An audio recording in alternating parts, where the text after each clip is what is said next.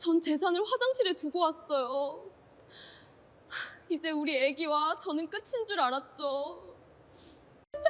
한 장도 사라지지 않고 그대로였어요. 한국이라는 나라가 보여준 기적이었죠. 한국은 제 꿈을 이뤄준 고마운 나라예요. 이제 저는 가장 행복한 엄마입니다. 지갑을 잃어버린다는 것.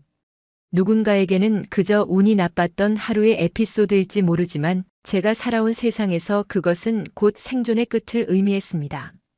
전 재산이 든 가방을, 그것도 낯선 타국의 고속도로 휴게소 화장실에 두고 왔다는 사실을 깨달았을 때 저는 제 심장이 그 자리에서 멈춰버리는 줄만 알았습니다.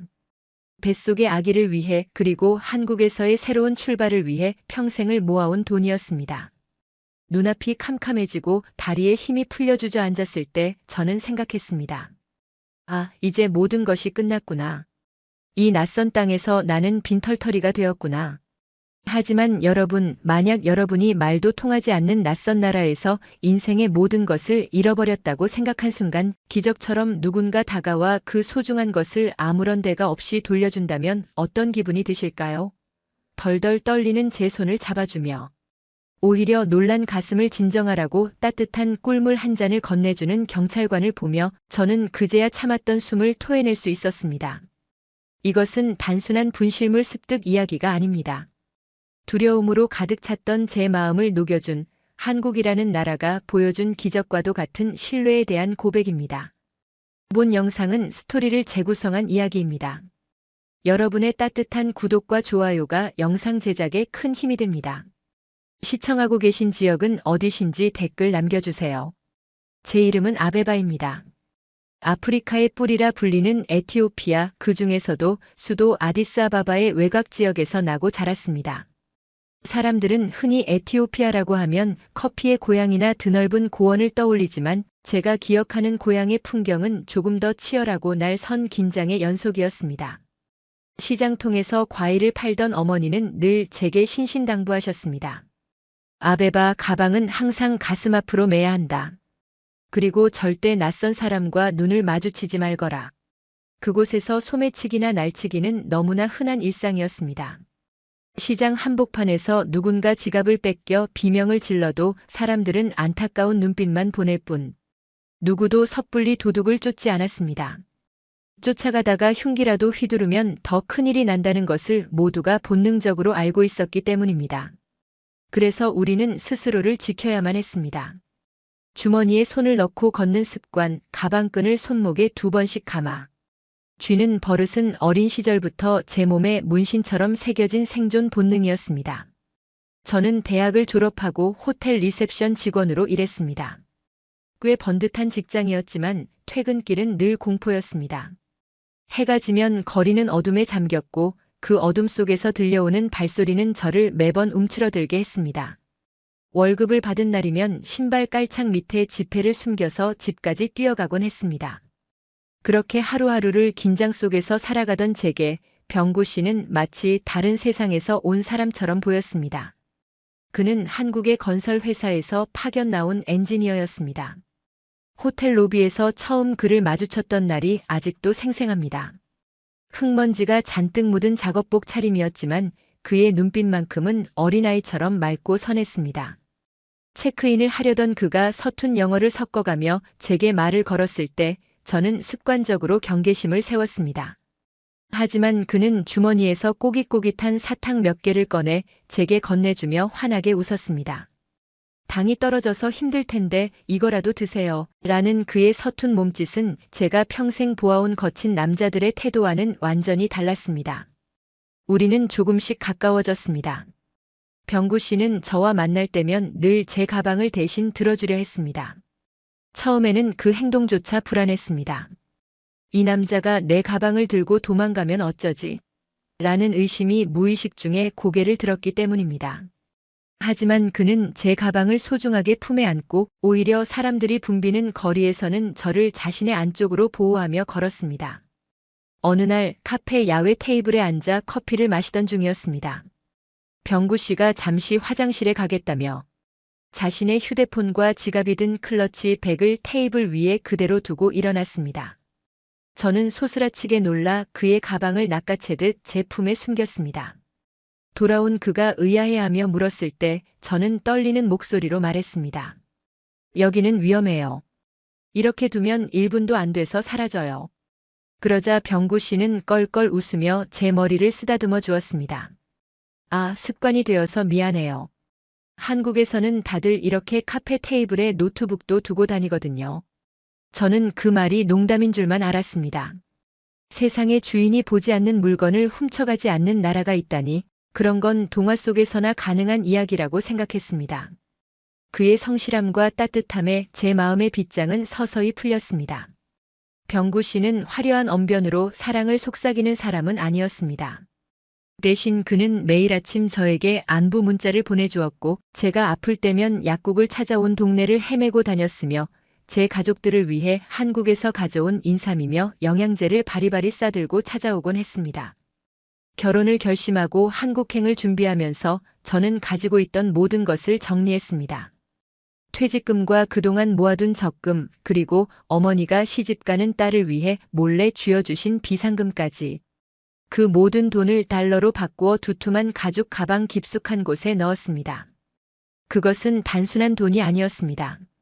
낯선 한국 땅에서 우리 부부가 시작할 기반이자 혹시라도 병구 씨에게 짐이 되고 싶지 않은 제 자존심이기도 했습니다.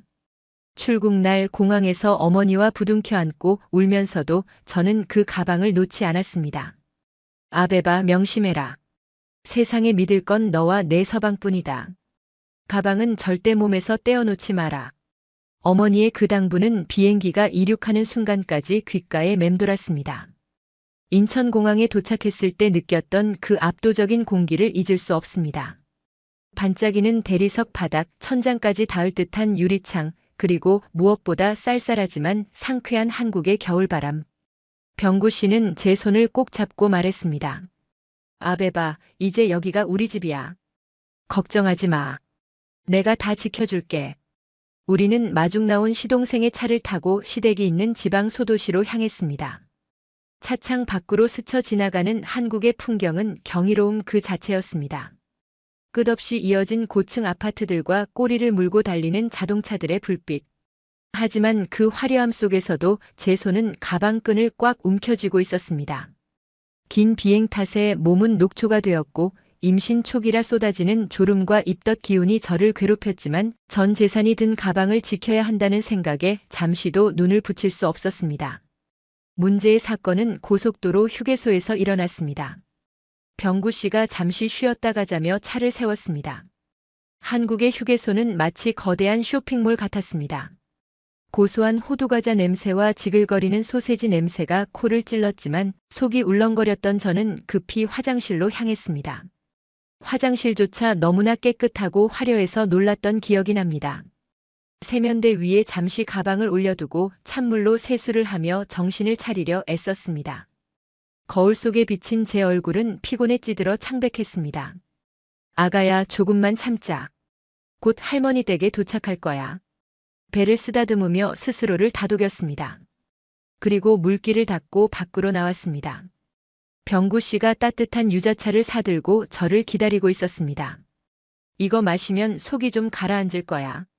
어서 가자. 어머니가 목 빠지게 기다리셔. 그의 재촉에 우리는 서둘러 차에 올랐습니다. 따뜻한 히터 바람이 나오자 긴장이 풀리면서 저도 모르게 스르르 잠이 들었습니다. 얼마나 지났을까 덜컹거리는 느낌에 눈을 떴습니다. 창밖은 이미 어둑어둑해져 있었습니다. 문득 허전한 느낌이 들었습니다. 무릎 위에 가슴팍에 있어야 할 묵직한 무게감이 느껴지지 않았습니다. 순간 머리털이 쭈뼛 서는 듯한 전율이 등줄기를 타고 흘렀습니다. 발밑을 더듬었습니다. 없습니다. 좌석 틈새를 미친 듯이 뒤졌습니다. 없습니다. 가방. 내 가방. 제 입에서 갈라진 비명이 터져 나왔습니다. 병구 씨가 놀라서 갓길에 차를 세웠습니다. 무슨 일이야?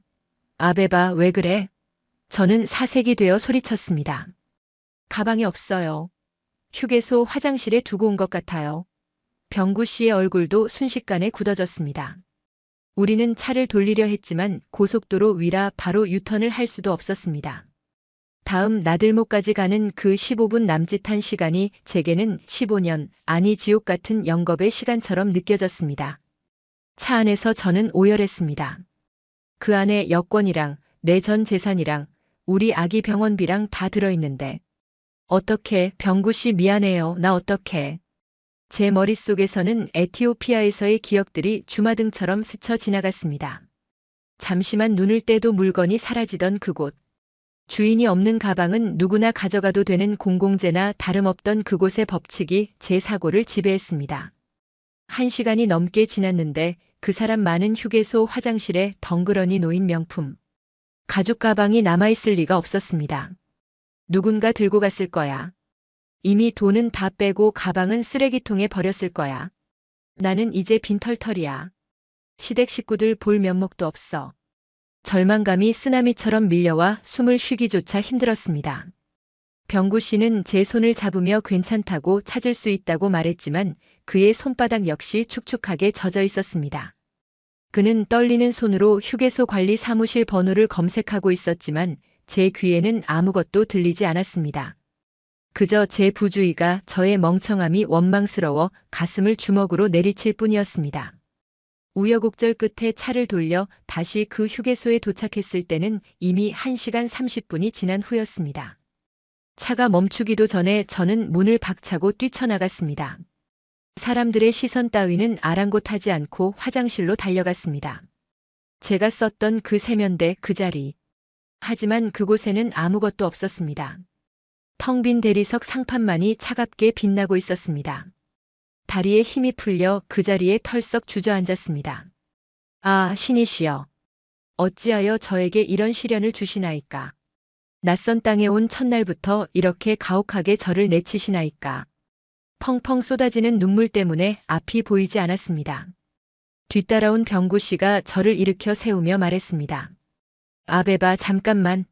관리소에 가보자. 혹시 누가 맡겨놨을 수도 있어. 저는 고개를 저었습니다. 그럴 리 없어요. 그 큰 돈을 누가. 하지만 병구 씨에게 이끌려 터덜터덜 관리 사무실로 그리고 근처에 있다는 고속도로 순찰대 파출소로 향했습니다. 파출소 문을 열고 들어가는 순간까지도 저는 체념 상태였습니다. 제복을 입은 경찰관들을 보자 덜컥 겁부터 났습니다. 고국에서 경찰은 때로는 시민을 지켜주기보다 돈을 요구하거나 위압적인 존재였기 때문입니다. 쭈뼛거리며 들어선 우리를 보고 나이 지긋한 경위님이 안경 너머로 사람 좋은 미소를 지으며 물었습니다. 무슨 일로 오셨습니까? 병구 씨가 급하게 자초지종을 설명했습니다. 아내가 가방을 잃어버렸습니다.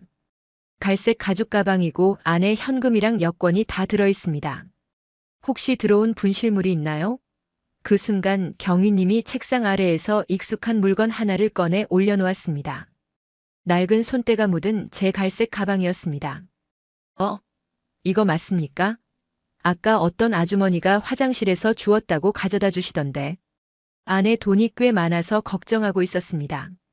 저는 제 눈을 의심했습니다. 꿈을 꾸는 건가 싶어 볼을 꼬집어 보고 싶었습니다. 떨리는 손으로 가방을 받아들었습니다. 지퍼를 열어보라는 경찰관의 말에 저는 손가락을 덜덜 떨며 가방을 열었습니다. 달러 뭉치, 여권, 산모수첩. 단 하나도 정말 단 지폐 한 장도 사라지지 않고 그대로 있었습니다. 그 순간 참고 있던 울음이 기괴한 소리가 되어 터져나왔습니다. 으앙. 감사합니다. 감사합니다. 저는 바닥에 엎드려 절이라도 하고 싶은 심정이었습니다. 에티오피아였다면 상상도 할 수 없는 일이었습니다. 1시간이 넘도록 수많은 사람들이 오가는 화장실에 방치되어 있었는데 그것을 아무도 가져가지 않고 경찰서에 맡겼다는 사실이 믿기지 않았습니다. 경위님은 오열하는 저를 보며 허허 웃으시더니 종이컵에 따뜻한 믹스커피를 타서 건네주셨습니다. 한국에서는 남의 물건 함부로 손 안 댑니다. 다들 주인이 찾으러 오겠거니 하고 두거나 이렇게 가져다 주죠. 너무 놀랐나 보네. 이제 안심해요. 따뜻한 커피 잔을 두 손으로 감싸 쥐자 그 온기가 차갑게 얼어붙었던 제 심장을 녹이는 것 같았습니다. 그 아주머니 연락처라도 알 수 없을까요? 사례라도 꼭 하고 싶습니다. 병구 씨가 물었지만 경위님은 고개를 저었습니다. 그냥 가셨어요. 좋은 일 하셨으니 복 받으실 거라고 이름도 안 남기고 가시더군요. 그제야 저는 주변을 둘러볼 여유가 생겼습니다. 파출소 안은 무서운 취조실이 아니라 마치 동네 사랑방처럼 따뜻한 공기가 감돌고 있었습니다. 벽에 걸린 시계 소리, 경찰관들의 나직한 대화 소리, 그리고 손에 쥐어진 달콤한 커피 향. 이 모든 것이 비현실적으로 평화로웠습니다. 그때 파출소 문이 벌컥 열리며 누군가 들어왔습니다. 어머, 찾았니? 찾았어? 시어머니였습니다. 우리가 늦어지고 전화로 울고불고 난리가 나니 걱정이 되셔서 택시를 타고 이곳까지 달려오신 것이었습니다. 뽀글거리는 파마머리에 화려한 꽃무늬 몸빼 바지를 입으신 시어머니는 들어오자마자 저를 와락 끌어안으셨습니다. 아이고, 이 미련한 거사. 몸은 괜찮냐? 애는 괜찮고? 어머니는 가방은 쳐다보지도 않으셨습니다. 그 큰 돈이 든 가방을 찾았다는 안도감보다 사색이 된 며느리의 얼굴이 더 걱정되시는 듯 제 등을 찰싹찰싹 때리며 문지르셨습니다. 어휴, 얼마나 놀랐을꼬. 손이 얼음장이네. 괜찮다, 괜찮아. 사람 안 다치고 찾았으면 됐다. 시어머니의 거칠지만 따뜻한 손길이 제 등을 쓸어내리는 순간 저는 엄마 품에 안긴 어린아이처럼 다시 엉엉 울어버리고 말았습니다. 고향의 어머니가 했던 말이 떠올랐습니다. 한국은 무서운 곳일지도 모른다고 정신 똑바로 차려야 한다고. 하지만 제가 만난 한국은 달랐습니다.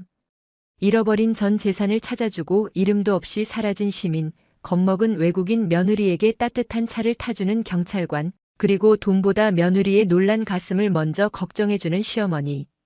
파출소를 나와 다시 차에 탔을 때 밤하늘에는 별이 총총히 떠 있었습니다. 차창 밖으로 스쳐 지나가는 한국의 밤거리는 여전히 환했습니다.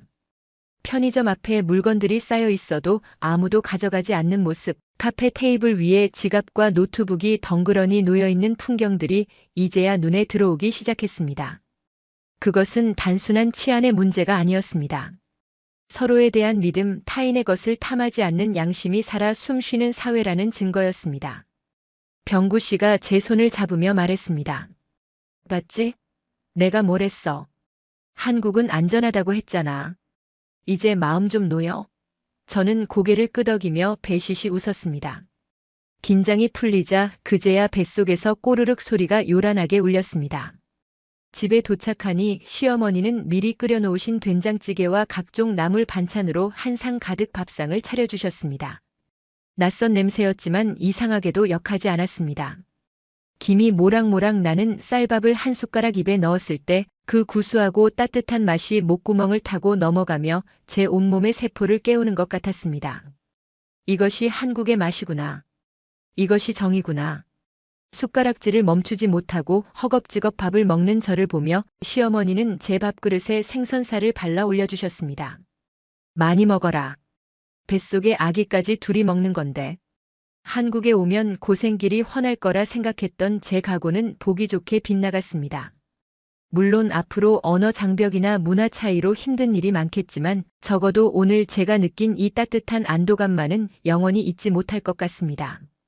가방을 되찾은 날 저는 단순히 돈을 찾은 것이 아니라 이 낯선 땅에서 살아갈 용기를 얻었습니다. 하지만 이 평화가 계속될 수 있을까요? 다음 날 아침 저는 또 다른 한국의 놀라운 문화와 마주하게 되었습니다. 그것은 바로 시끄러운 소리와 함께 시작된 아파트 단지의 분리수거 날 풍경이었습니다. 저는 창밖을 보며 제 눈을 의심했습니다. 세상에 쓰레기를 버리는데 저렇게 줄을 서고 돈을 낸단 말이야? 저에게 닥친 두 번째 문화 충격은 그렇게 예고도 없이 찾아왔습니다. 쓰레기 분리수거장은 마치 거대한 설치 미술관 같았습니다.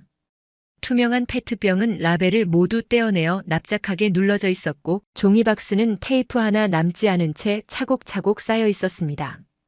에티오피아에서는 상상조차 할 수 없는 광경이었습니다. 그곳에서는 쓰레기란 그저 길가에 버려지거나 태워지는 것이었으니까요. 저는 병구 씨의 손을 잡고 그 질서정연한 풍경을 멍하니 바라보았습니다. 누군가 시키지 않아도 주민들이 스스로 나와 캔을 밟고 유리를 색깔별로 분류하는 모습은 제게 신선한 충격을 넘어 일종의 경외심마저 불러일으켰습니다. 한국이라는 나라는 도대체 어떤 곳일까?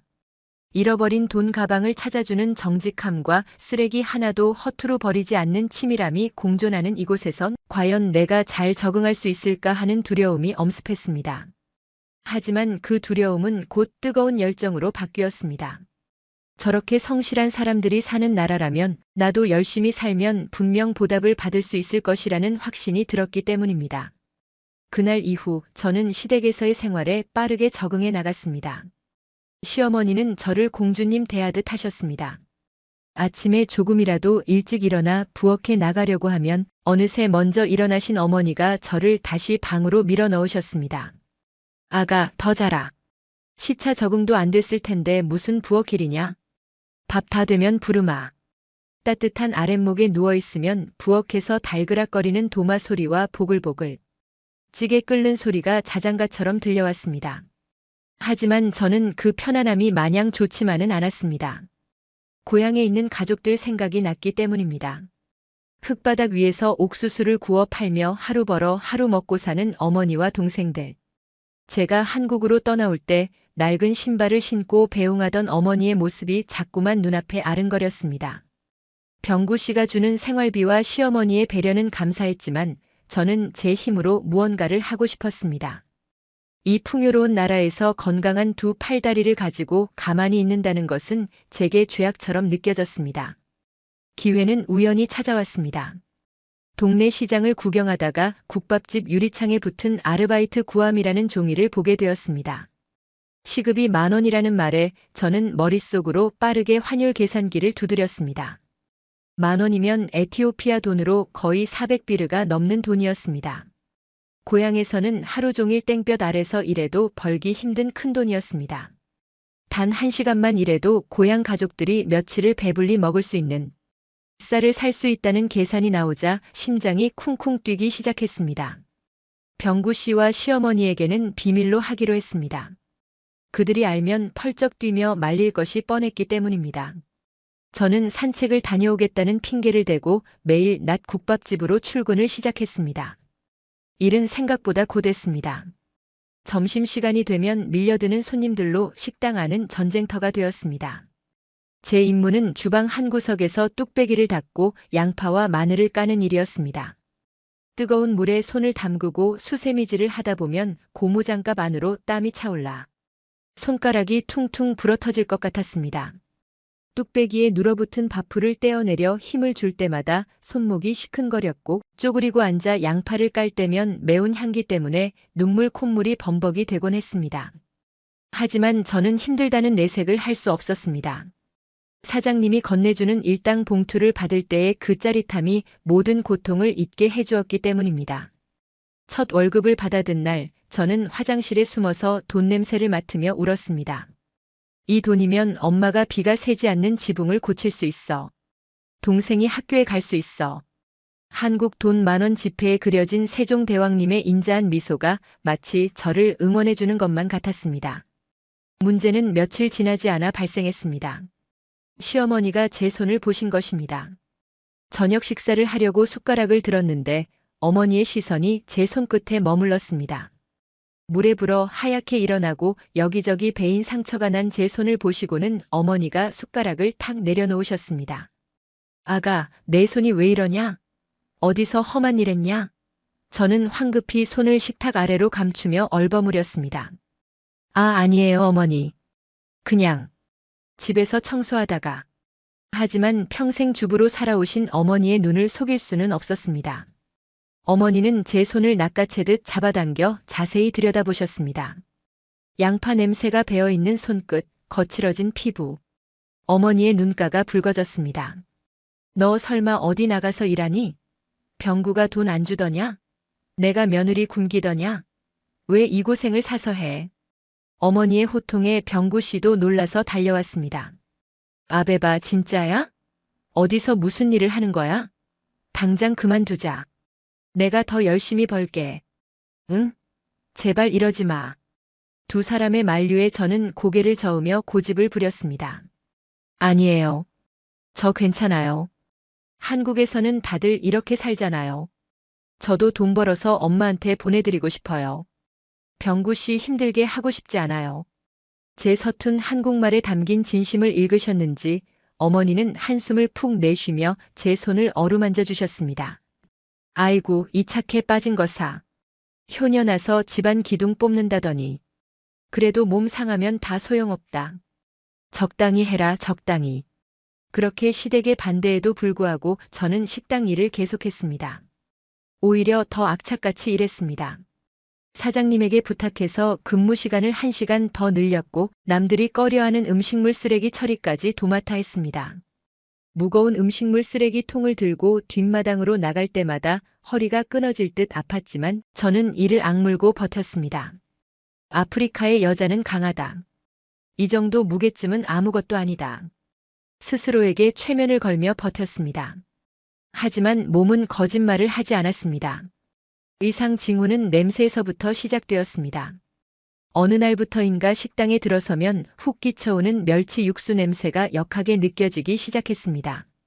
전에는 구수하다고 생각했던 그 냄새가 갑자기 비릿하고 느끼한 악취로 변해 제 위장을 뒤흔들었습니다. 뚝배기에 담긴 깍두기 냄새만 맡아도 헛구역질이 올라왔습니다. 저는 그저 제가 너무 피곤해서 혹은 한국 음식에 체해서 그런 것이라고 생각했습니다. 소화제를 사서 털어넣으며 속을 달랬습니다.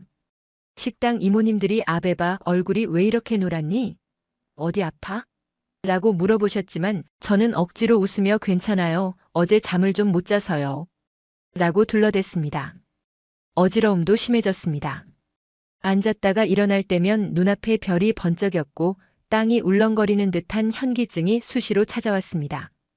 빈혈기가 있었던 탓이라 여기며 철분제가 많이 들어있다는 선지 해장국을 억지로 밀어넣기도 했습니다. 하지만 숟가락을 들 힘조차 없을 정도로 몸이 천근만근 무거워지는 날들이 늘어갔습니다. 아침에 눈을 뜨는 것이 고역이었습니다. 침대에서 몸을 일으키면 마치 물먹은 솜처럼 몸이 축 늘어졌습니다. 병구 씨가 걱정스러운 눈빛으로 오늘 하루는 쉬는 게 어때? 라고 물었지만 저는 고개를 세차게 저었습니다. 안 돼요. 오늘 단체 손님 예약 있다고 했어요. 사장님이 저 없으면 힘들어요. 사실 사장님 핑계를 댔지만 진짜 이유는 따로 있었습니다. 며칠 뒤면 에티오피아에 있는 동생의 생일이었습니다. 이번에는 꼭 갖고 싶다던 운동화와 학용품을 사보낼 돈을 마련하고 싶었습니다. 그 생각 하나로 무거운 몸을 이끌고 식당으로 향했습니다. 그날따라 식당은 유난히 붐볐습니다. 점심시간이 되자마자 들이닥친 손님들로 인해 주방은 아수라장이었습니다. 설거지통에는 그릇들이 산더미처럼 쌓여 있었고 가스불 위에서는 뚝배기 수십 개가 동시에 끓어오르며 하얀 김을 내뿜고 있었습니다. 아베바. 여기 3번 테이블 공깃밥 추가. 아베바. 설거지 안 끝났어? 컵이 모자라잖아. 사장님과 홀 이모님의 고함 소리가 사방에서 날아들었습니다. 네, 가요. 금방 해요. 저는 대답을 하며 젖은 손을 앞치마에 닦을 새도 없이 홀과 주방을 오갔습니다. 뜨거운 김이 가득 찬 주방의 공기는 숨이 막힐 듯 답답했습니다. 마스크 안으로 뜨거운 입김이 맴돌아 숨을 쉴 때마다 턱 막히는 기분이 들었습니다. 그때였습니다. 갑자기 코끝에서 참기름 냄새가 확 풍겨왔습니다. 비빔밥에 들어갈 고소한 참기름이었지만 그 순간 제게는 마치 썩은 기름 냄새처럼 역겹게 느껴졌습니다. 우에. 저도 모르게 헛구역질이 터져나왔습니다. 급히 입을 틀어막고 싱크대 쪽으로 고개를 돌렸습니다. 위산이 역류해 목구멍이 타들어가는 듯한 고통이 느껴졌습니다. 속이 뒤집어질 것 같았습니다. 식은땀이 등줄기를 타고 줄줄 흘러내렸습니다. 다리가 후들거려 서 있기가 힘들었습니다. 잠시 벽을 짚고 숨을 고르려는데 사장님의 목소리가 들려왔습니다. 아베바, 뭐해? 뚝배기 넘치잖아. 불 좀 줄여. 그 소리에 화들짝 놀라 가스레인지 쪽으로 몸을 돌렸습니다.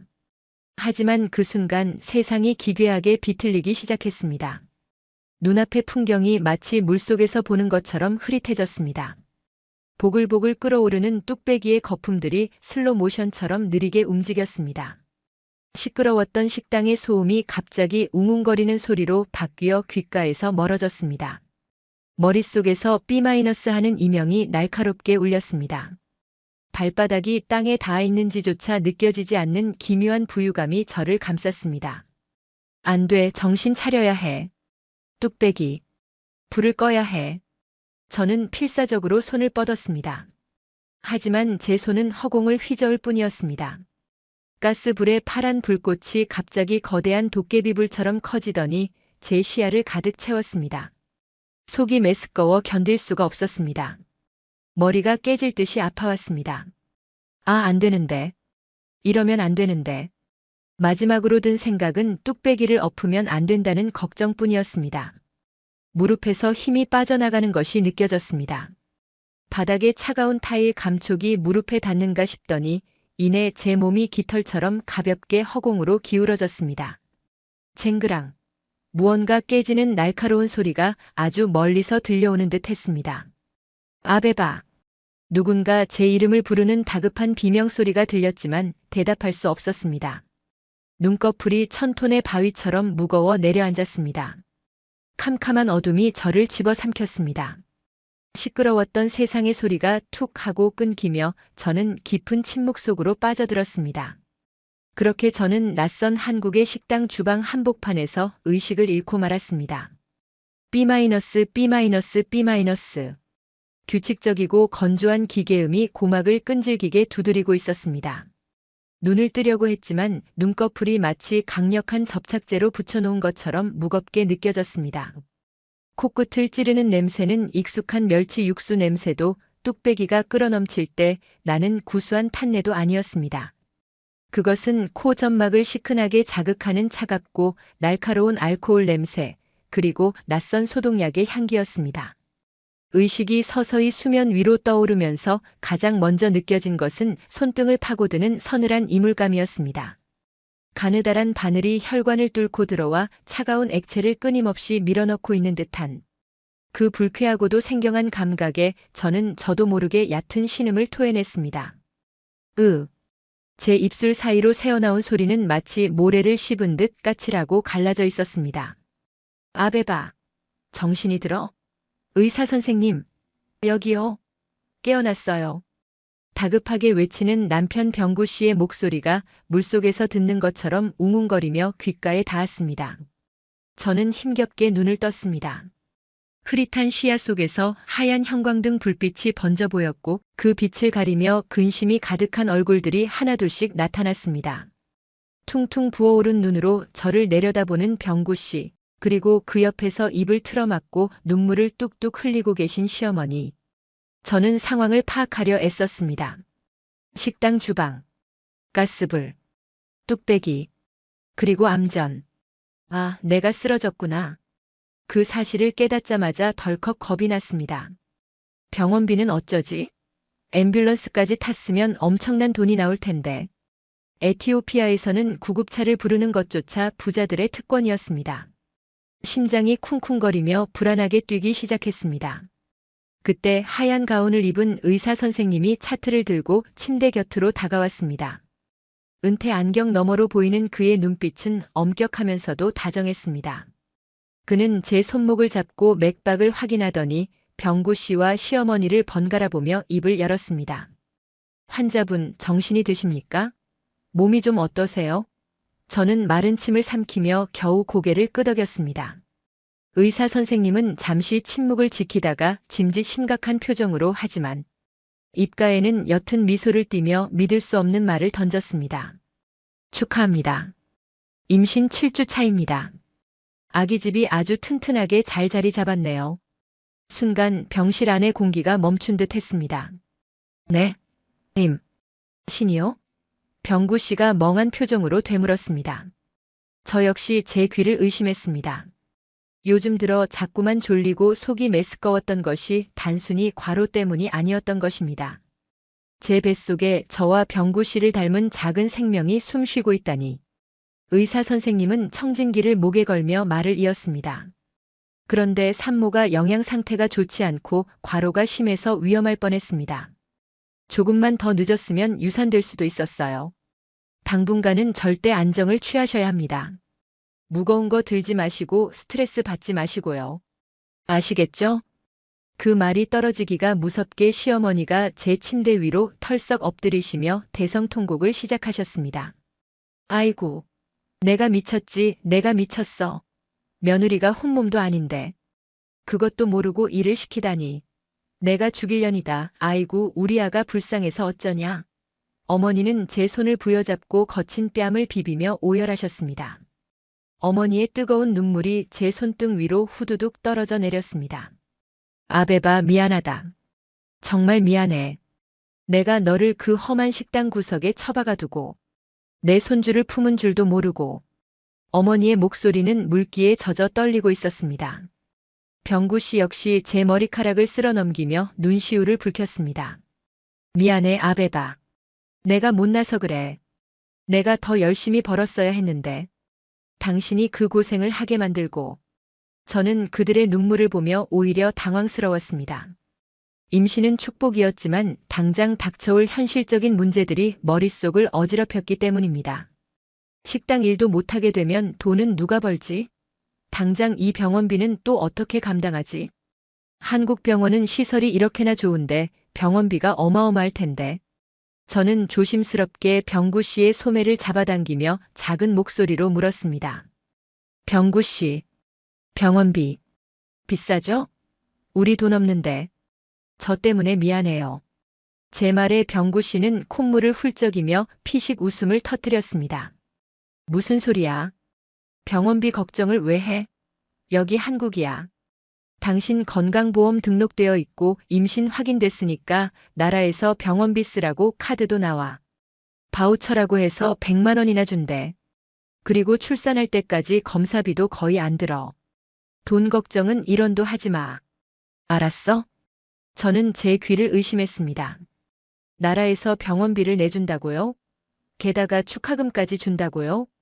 에티오피아에서는 상상도 할 수 없는 일이었습니다. 아픈 것이 죄가 되고 돈이 없으면 치료조차 받지 못하고 죽어가는 사람들을 수없이 봐왔던 제게 한국의 의료 시스템은 마치 판타지 영화 속 이야기처럼 들렸습니다.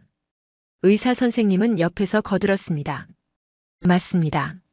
국민행복카드 발급받으시면 진료비 부담 없으실 겁니다. 그리고 보건소 가시면 엽산이랑 철분제도 무료로 줍니다. 한국은 아이 낳는 엄마들을 귀하게 여깁니다. 마음 편하게 가지세요. 그 순간 저는 참았던 눈물을 터뜨리고 말았습니다. 단순히 돈을 아꼈다는 안도감 때문만이 아니었습니다. 이 낯선 나라가 저와 제 아이를 보호해주고 있다는 든든함, 그리고 저를 가족처럼, 아니, 진짜 딸처럼 걱정해주는 시댁. 식구들과 의료진의 따뜻함이 가슴 벅차게 밀려왔기 때문입니다. 하얀 병실 천장이 눈물로 얼룩져 흐릿하게 보였습니다. 저는 배 위에 손을 얹고 속으로 속삭였습니다. 아가야, 들었니? 여기는 너를 환영해주는 곳이란다. 너는 축복받으며 태어날 거야. 퇴원 후 저는 시댁에서 그야말로 여왕 대접을 받게 되었습니다. 시어머니는 제가 손가락 하나 까딱하는 것도 용납하지 않으셨습니다. 물 한 잔을 마시려고 일어서기만 해도 어디선가 어머니가 홍길동처럼 나타나 아이고 나더라. 내가 갖다 줄게. 하며 저를 다시 자리에 앉히셨습니다. 밥상에는 맵기 소고기 미역국과 갖가지 보양식이 올라왔고 과일이며 간식들이 끊이지 않고 제 방으로 배달되었습니다.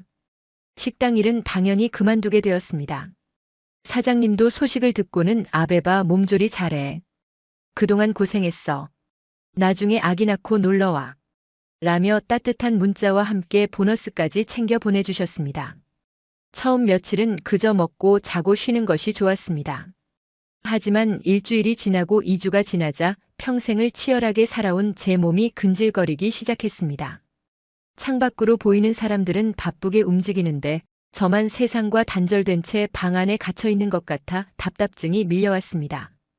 특히 병구 씨가 야근을 하고 파김치가 되어 돌아오는 모습을 볼 때면 아무것도 하지 않고 도움만 받는 제 자신이 무력하게 느껴졌습니다.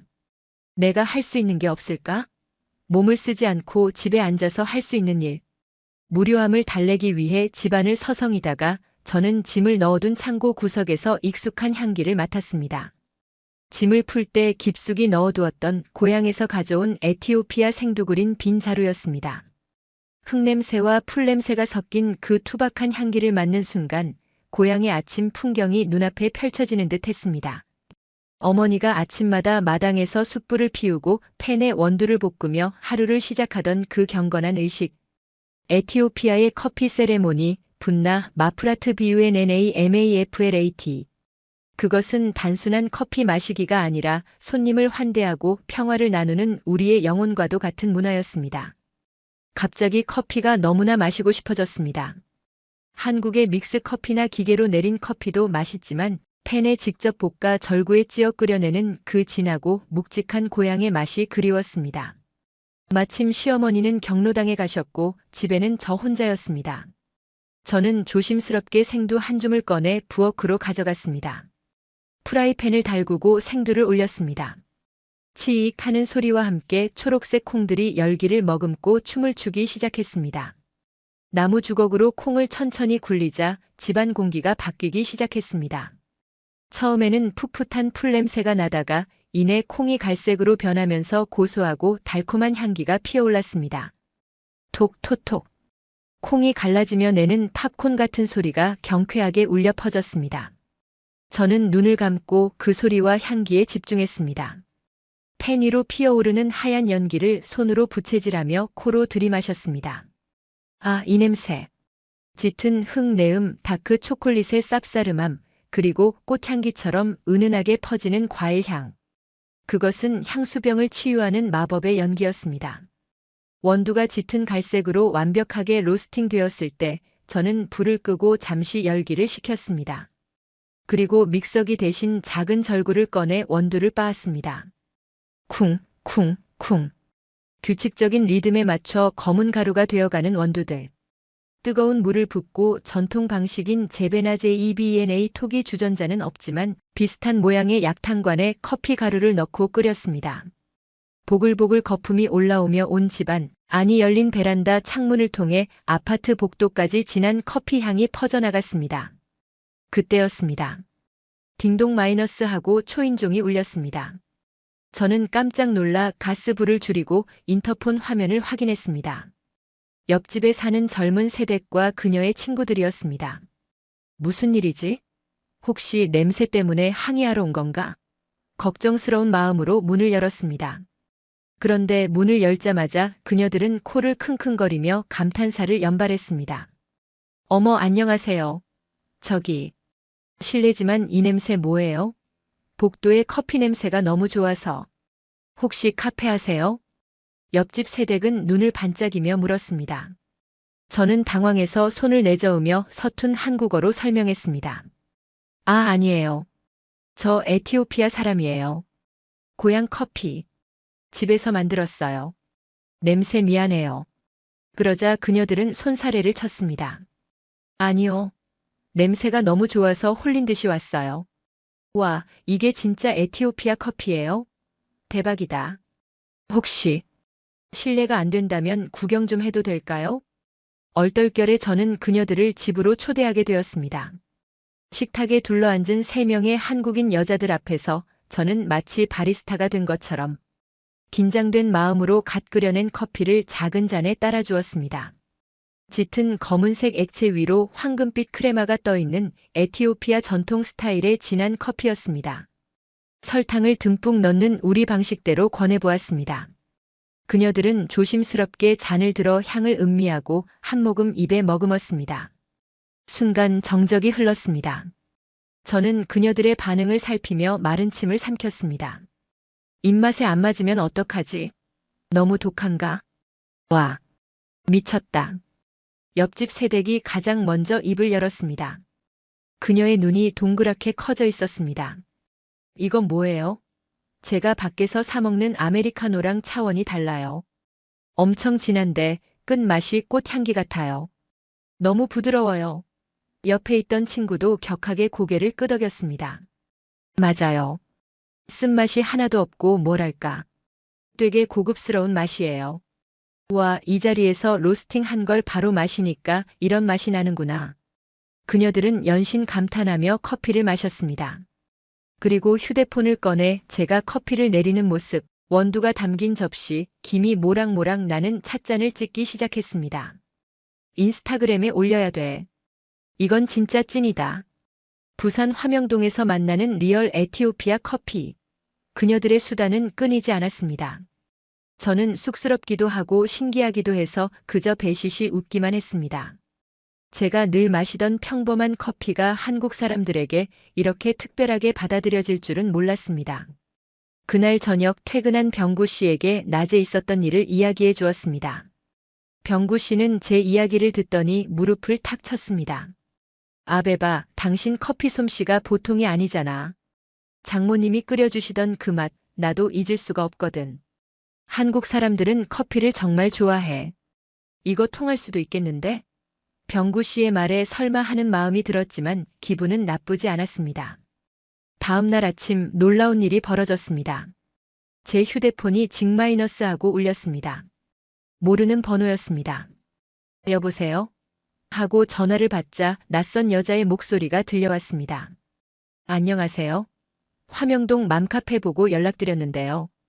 혹시 에티오피아 원두 직접 볶으신 거 조금 팔 수 있으세요? 어제 사진 올라온 거 보니까 원두가 너무 좋아 보여서요. 제가 커피를 너무 좋아하거든요. 네? 맘카페요? 저는 무슨 말인지 알아들을 수가 없었습니다. 알고 보니 어제 다녀간 옆집 세대기 지역 커뮤니티 사이트에 제 커피 사진과 함께 후기를 올린 것이었습니다. 우리 아파트에 에티오피아에서 오신 분이 사는데 직접 볶아준 커피 마시고 기절하는 줄 알았어요. 진짜 인생 커피. 라는 제목의 글은 순식간에 조회수가 폭발했고 댓글이 수십 개나 달려 있었습니다. 전화를 끊자마자 또다시 문자 메시지가 도착했습니다. 저도 원두 좀 사고 싶어요. 혹시 커피 내리는 거 배울 수 있나요? 원데이 클래스 같은 거 안 하시나요? 휴대폰 화면을 가득 채운 알림 메시지들을 보며 저는 멍하니 입을 벌렸습니다. 심장이 다시 쿵쿵 뛰기 시작했습니다. 이번에는 두려움이 아니었습니다. 그것은 가슴 벅찬 설렘이었습니다.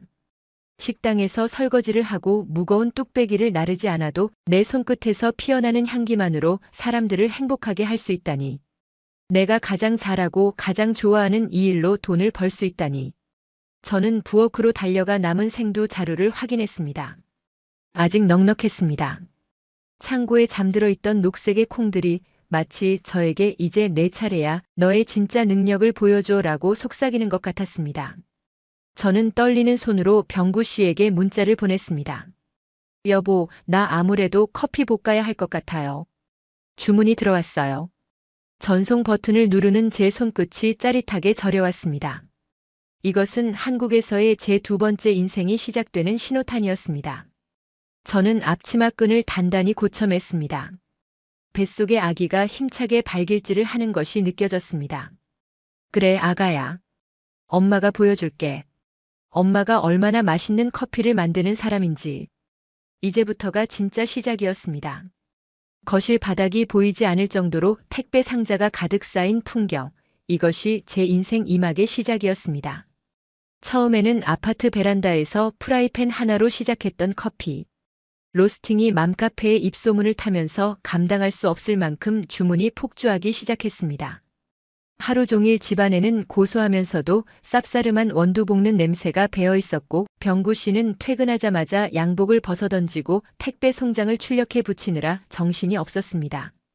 시어머니 역시 경로당 출입을 끊으시고 저와 함께 원두를 소분하고 포장하는 작업 반장님으로 변신하셨습니다. 아베바야, 이 콩들이 다 돈이다, 돈. 검은 콩이 아니라 황금. 콩이야. 어머니는 포장된 원두 봉투를 상자에 넣으시며 아이처럼 즐거워하셨습니다. 단순히 돈을 벌어서가 아니라 며느리의 재능이 사람들에게 인정받고 있다는 사실에 더 신이 나신 것 같았습니다. 주문량은 기하급수적으로 늘어났습니다. 처음에는 동네 주민들이 아름아름 사가던 것이 블로그와 SNS에 후기가 올라오면서 전국 각지에서 주문이 들어오기 시작했습니다. 임신했을 때 이 커피 향기 맡고 입덧이 가라앉았어요. 에티오피아 여행 가서 마셨던 그 맛이랑 똑같아요. 쏟아지는 찬사들이 저를 춤추게 했습니다. 결국 우리는 아파트에서의 작업을 중단하고 집 근처 상가에 작은 작업실을 하나 얻게 되었습니다. 간판도 없이 시작한 5평 남짓한 공간이었지만 제 이름, 아베바가 적힌 사업자 등록증을 받아들었을 때의 그 묵직한 감동은 이루 말할 수 없었습니다. 한국에 온 지 불과 1년도 되지 않아 제 이름으로 된 가게를 갖게 된 것입니다. 첫 수익금이 정산되어 통장에 입금되던 날을 기억합니다. 찍힌 숫자를 보고 저는 몇 번이나 눈을 비볐습니다. 에티오피아에서는 온 가족이 몇 년을 일해도 만져보기 힘든 큰돈이었습니다. 저는 떨리는 손으로 은행 앱을 켜고 고향의 어머니에게 송금을 했습니다. 그리고 전화를 걸었습니다. 신호음이 몇 번 울리고 잠긴 목소리에 어머니가 전화를 받으셨습니다. 엄마, 나야 아베바. 방금 돈 보냈어. 이걸로 지붕 먼저 고치고 동생들 운동화도 사줘. 그리고 엄마 아픈 허리 병원부터 가. 수화기 너머에서는 한동안 아무 말이 없더니 이내 억눌린 울음소리가 들려왔습니다. 아베바, 내가 무슨 돈이 있어서. 혹시 밥은 굶고 다니는 거 아니냐? 시댁 눈치 보느라 고생하는 거 아니냐? 끝까지 자식 걱정뿐인 어머니의 목소리에 저도 같이 목이 메었습니다. 아니야, 엄마. 나 여기서 사장님 됐어. 사람들이 내 커피가 제일 맛있대. 나중에 꼭 한국으로 초대할게. 전화를 끊고 나서도 한참을 작업실 바닥에 앉아 펑펑 울었습니다. 그것은 슬픔의 눈물이 아니라 가난의 굴레를 내 손으로 끊어냈다는 벅찬 승리의 눈물이었습니다. 계절이 바뀌고 배가 남산만하게 불러왔을 때 드디어 쌍둥이를 만날 날이 다가왔습니다. 예정일보다 조금 일찍 진통이 시작되었습니다. 새벽녘 아랫배를 쥐어짜는 듯한 고통에 잠에서 깼을 때 병구 씨는 저보다 더 놀라 허둥지둥했습니다. 119를 부르고 병원으로 가는 구급차 안에서 저는 식은땀을 흘리면서도 병구 씨의 손을 꽉 잡았습니다. 무서워요, 병구 씨. 너무 아파요. 병구 씨는 사색이 된 얼굴로 제 이마에 땀을 닦아주며 계속해서 주문을 외우듯 중얼거렸습니다. 괜찮아, 다 잘 될 거야. 우리 아기들 건강할 거야. 내가 옆에 있어. 한국의 대학병원 분만실은 마치 우주선 내부처럼 최첨단 장비들로 가득했습니다. 고향에서는 산파의 도움을 받아 집에서 아이를 낳거나 열악한 보건소를 찾는 것이 전부였는데 이곳은 의료진들이 수시로 제 상태를 체크하고 태아의 심장 소리를 모니터링해 주었습니다. 극심한 진통이 밀려올 때마다 간호사 선생님들이 제 손을 잡아주며 호흡을 유도해 주었고 무통주사라는 기적 같은 약물 덕분에 저는 지옥과 천국을 오가며 버틸 수 있었습니다. 그리고 마침내 으앙 하는 우렁찬 울음소리가 분만실을 가득 채웠습니다. 축하합니다. 건강한 아들, 딸 쌍둥이에요. 의사 선생님의 목소리와 함께 핏덩이 같은 두 생명이 제 가슴 위에 올려졌습니다. 따뜻하고 묵직한 그 체온. 꼬물거리는 작은 손가락과 발가락. 갓 태어난 아기 특유의 비릿하면서도 고소한 냄새가 코끝에 닿는 순간 산고의 고통은 눈 녹듯 사라지고 형언할 수 없는 모성애가 가슴 벅차게 차올랐습니다. 병구 씨는 탯줄을 자르며 엉엉 소리내어 울었고 밖에서 기다리던 시어머니도 손주들의 울음소리를 듣고 만세를 부르셨다고 합니다. 출산 후 저는 산후조리원이라는 곳에 가게 되었습니다. 이 또한 저에게는 엄청난 문화 충격이었습니다. 산모가 왕비처럼 대접받으며 오직 회복과 육아 교육에만 집중할 수 있는 천국 같은 곳이라니. 매 끼니마다 나오는 따뜻한 미역국은 붓기를 빼주고 젖을 잘 돌게 해주었고 전문 마사지사 선생님의 손길은 틀어진 골반과 뭉친 어깨를 시원하게 풀어주었습니다. 에티오피아 친구들에게 영상통화로 조리원 시설을 보여주자 다들 거짓말하지 말라며 믿지 않을 정도였습니다. 한국 여자들은 전생에 나라를 구했냐며 부러워하는 친구들을 보며 저는 제가 얼마나 큰 복을 누리고 있는지 다시금 깨달았습니다. 쌍둥이 대한이와 민국이가 무럭무럭 자라는 동안 제 커피 사업도 날개를 달았습니다. 작업실만으로는 주물량을 감당할 수 없어 우리는 드디어 번화가 목 좋은 곳에 카페 아베바라는 정식 매장을 오픈했습니다. 개업식 날 가게 앞에는 화환이 줄을 지어 섰고 오픈 시간 전부터 사람들이 길게 줄을 서는 진풍경이 벌어졌습니다. 시어머니는 곱게 한복을 차려입으시고 카운터에 앉아 손님들에게 인사를 하셨습니다. 우리 며느리가 에티오피아에서 왔는데 커피 솜씨가 아주 기가 막혀요. 한번 드셔보세요. 어머니의 자랑스러운 목소리가 카페 안을 가득 채웠습니다. 카페는 단순히 커피를 파는 곳을 넘어 동네 사람들의 사랑방이 되었습니다. 한국말이 서툰 다문화 가정의 엄마들이 모여 육아 정보를 나누고 어르신들이 오셔서 따뜻한 커피 한 잔에 담소를 나누는 공간. 저는 그들에게 제가 받은 사랑을 돌려주고 싶었습니다. 매일 아침 볶은 신선한 원두를 동네 독거노인분들께 무료로 나눠드리고 수익금의 일부는 다문화 센터에 기부하기 시작했습니다. 사장님 마음씨가 너무 고와요. 복 받을 거예요. 손님들이 건네는 따뜻한 말 한마디가 저에게는 그 어떤 보석보다 값진 선물이었습니다. 어느 늦은 밤 카페 마감을 하고 병구 씨와 함께 집으로 돌아오는 길이었습니다. 우리는 새로 산 하얀색 SUV 차에 타고 있었습니다. 뒷좌석 카시트에서는 대한이와 민국이가 새근새근 잠들어 있었고 차창 밖으로 화려한 부산의 야경이 스쳐 지나갔습니다. 신호 대기 중에 병구 씨가 제 손을 슬며시 잡았습니다. 그의 손은 여전히 따뜻하고 듬직했습니다. 아베바 기억나? 우리 처음 만났을 때 그리고 한국 오던 날 고속도로 휴게소에서 가방 잃어버리고 울던 거. 병구 씨의 말에 저는 피식 웃음을 터뜨렸습니다. 그럼요.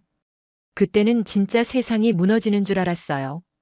그 돈 없으면 우리 다 죽는 줄 알았는데. 지금 생각해보면 참 바보 같았죠. 그러게.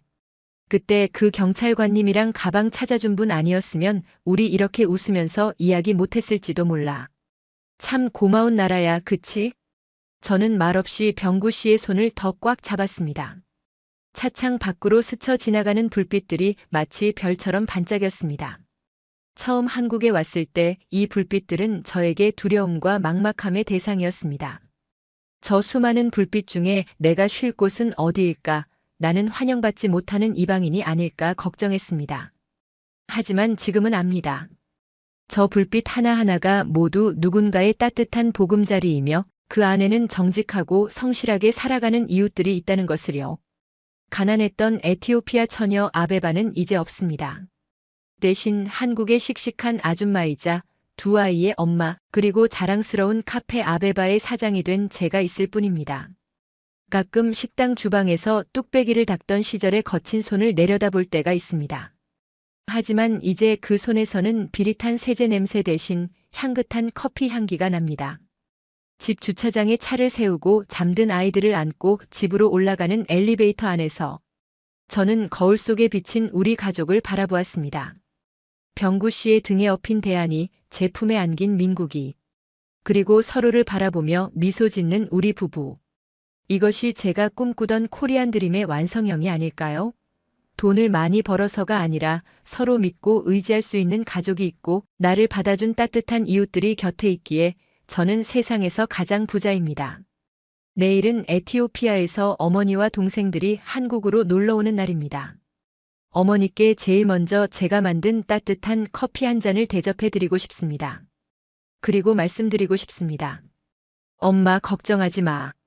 나 여기서 정말 행복해. 한국은 정이 넘치는 따뜻한 나라야. 라고요. 저의 이야기는 여기서 끝이 아닙니다. 앞으로도 이 고마운 땅에서 더 많은 사랑을 나누며 커피 향기처럼 은은하고 깊은 행복을 만들어갈 것입니다. 여러분도 혹시 길을 가다 진한 커피 향기가 나면 한 번쯤 떠올려 주세요. 사랑 하나 믿고 물 설고 낯선 땅에 와서 기적을 만들어낸 에티오피아 댁 아베바를요. 가슴 뭉클한 이야기였나요? 구독과 좋아요를 눌러주시면 더 큰 감동으로 보답하겠습니다.